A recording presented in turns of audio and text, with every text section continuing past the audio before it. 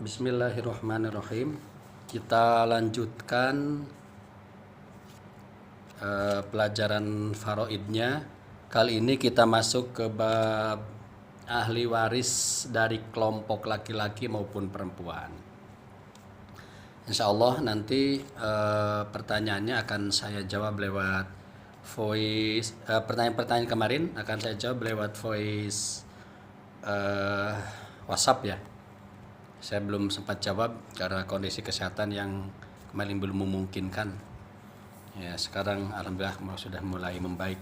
Bismillahirrahmanirrahim. Halaman 16 nanti saya foto juga.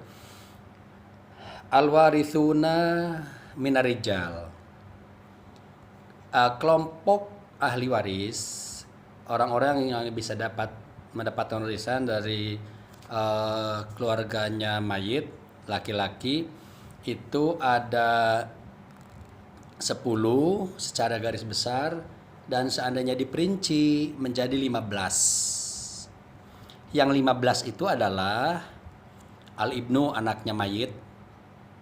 Yang kedua ibnul ibni, cucunya mayit, cucu laki-laki dari anak laki-lakinya mayit. Kemudian yang ketiga ayah. Yang keempat ayahnya harus ayah kandung ya. Jadi begini, di dalam turoth, di dalam kitab-kitab faraid itu ketika disebut ahli waris terjadi pembuangan mudhof ilaih lil ilmi bihi, karena sudah maklumnya. Jadi ketika ditulis al ibnu itu ada mudhof ilaih yang dibuang, yaitu lafadz mayit, ai ibnul mayit. Al abu ai abul mayit. Az-zauju ai zaujul mayit gitu ya. Ahli warisnya zaujah ai zaujatul mayit gitu. Jadi ada kata-kata mayit di belakang mudhof ilaih yang dibuang lil ilmi bihi, karena saking maklumnya. Misalnya ada orang matat imro'atun, seorang perempuan meninggal an zaujin wa ibnin wa abin misalnya wa umin.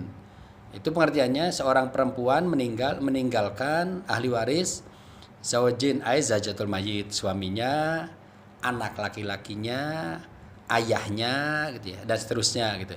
Itu dibuang lafadz mayitnya. Yang keempat adalah kakeknya mayit, kakek dari ayah, arah ayah. Tadi yang kedua cucu mayit, cucu laki-laki dari anak laki-laki. Wa in safula itu dan seterusnya ke bawah. Jadi anak laki-laki, cucu laki-laki, terus anaknya cucu itu apa? Buyut laki-laki, anaknya buyut itu apa? Dan seterusnya gitu. Tapi harus mahdi dzukur, murni dari jalur laki-laki, anak laki-laki, cucu laki-laki, terus jangan sampai melewati perempuan. Bimah didzukur, istilah kitabnya begitu, murni laki-laki. Itu nanti ketika, maksudnya urutannya begini, ketika anak nggak ada, ya warisannya turun ke cucunya. Cucu itu menggantikan anak laki-laki. Kalau mayit nggak punya anak, nggak punya cucu, ya warisan akan diwariskan kepada cicitnya.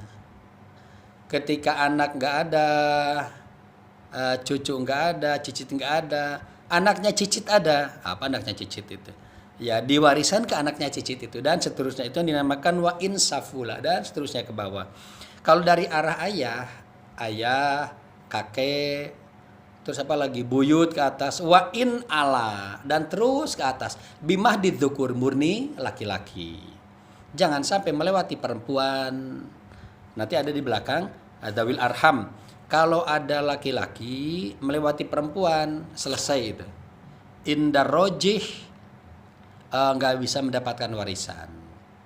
Laki-laki melewati perempuan itu begini, saya punya anak perempuan, anak saya yang perempuan punya anak laki-laki.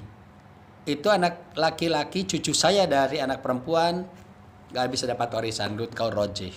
Mereka termasuk kelompok dzawil arham. Ke bawah begitu, ke atas juga sama. Saya meninggal, ibu saya dapat warisan, ayahnya ibu nggak dapat, itu dzawil arham, nggak dapat warisan. Termasuk dzawil arham adalah anak perempuan dari anak perempuan, cucu perempuan, anak perempuan saya punya anak perempuan, itu Zatul Arham juga. Nah, itu jadi kalau laki-laki harus melewati jalur laki-laki baru bisa dapat warisan. Kalau laki-laki melewati perempuan, wassalam. Kalau perempuan melewati laki-laki, kuat. Misalnya saya punya anak laki-laki, anak laki saya punya anak perempuan, itu bagus malah, itu malah kuat. Bisa mendapatkan warisan. Kemudian saudaranya mayit, akhun syakik. Ini saudara ini hawashi nasab dari samping yang saya jelaskan minggu kemarin. Nasab itu ke atas itu nasab ayah, ke bawah nasab anak, ke samping paman, bibi, anaknya paman, anaknya bibi, itu hawashi nasab. Itu nggak bisa dapat warisan tapi syaratnya berat. Hawashi nasab ke samping gitu. Saudara kandung yang kelima, kemudian saudara seayah, kemudian saudara seibu, yang kedelapan anaknya saudara kandung, ponaan gitu ya. Syaratnya jadi semakin jauh ke mayit, semakin banyak syaratnya, semakin sulit untuk mendapatkan warisan. Semakin dekat ke mayit, semakin sedikit syaratnya, semakin mudah untuk mendapatkan warisan. Jadi rumusnya begini, orang yang untuk sampai ke mayit melewati orang lain, seseorang yang untuk sampai ke mayit melewati orang lain, maka saat orang lain itu ada, orang ini nggak bisa dapat warisan. Rumusnya begitu. Contohnya cucu bisa dapat warisan kan lewat anaknya mayit. Ketika anaknya ada, cucu nggak bisa dapat warisan. Kakek dapat warisan dari mayit melewati ayahnya mayit. Ketika ayahnya mayit ada, ya dia gak dapat warisan. Gitu. Kemudian anaknya saudara, anak laki-laki, seayah, terus paman kandung, paman seayah, anaknya paman kandung, anaknya paman seayah. Yang ke-14 suami, yang ke-15 al-mu'tik, orang laki-laki yang memerdekakan mayit. Itu ahli waris dari kelompok laki-laki. Saya cut dulu ya. Nanti saya sambung ke ahli waris kelompok perempuan agar tidak terlalu panjang YouTube-nya. Berat merubah mengkonversi ke YouTube-nya berat. Nanti mengkonversi dari YouTube ke ini juga lama, biar nggak terlalu berat. Saya sambung ke ahli waris perempuan nanti.